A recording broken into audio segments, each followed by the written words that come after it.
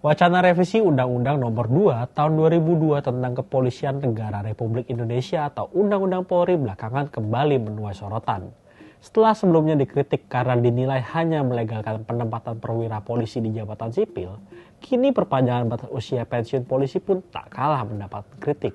Kira-kira ada apa ya di balik ini?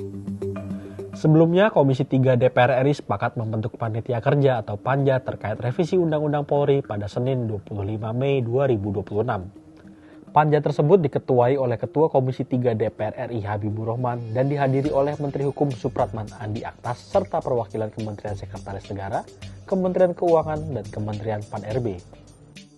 Sejumlah poin pengaturan baru yang akan diatur dalam revisi Undang-Undang Polri ini pun dibahas. Salah satunya mengenai batasan usia pensiun Polri yang disesuaikan dengan kebutuhan organisasi.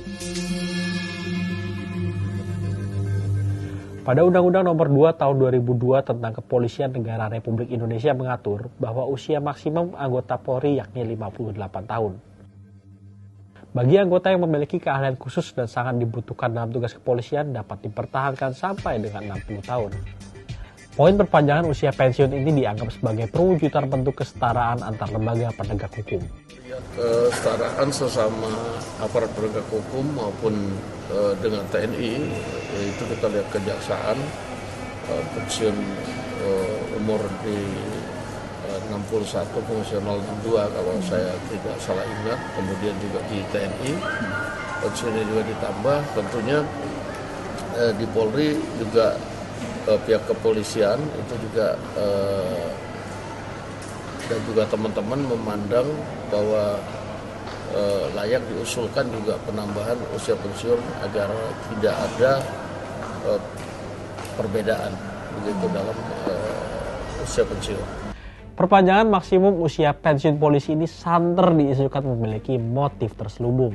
Usaha ini diduga sebagai siasat untuk memperpanjang masa jabatan Kapolri Jenderal Listio Sigit Prabowo. Meski demikian, Dasko menepis tudingan tersebut. Ia mengklaim jika wacana revisi Undang-Undang Polri ini sebenarnya sudah bergulir dan seharusnya dijalankan sejak lama. Pembahasan ini tertunda karena satu dan lain hal. Pernyataan senada juga dilontarkan oleh Menteri Hukum Supratman Andi Aktas. Dari dulu sebenarnya ini kan usulan dari DPR ya. Sejak saya masih jadi Ketua Balek juga itu revisi Undang-Undang Polri sudah dicanangkan.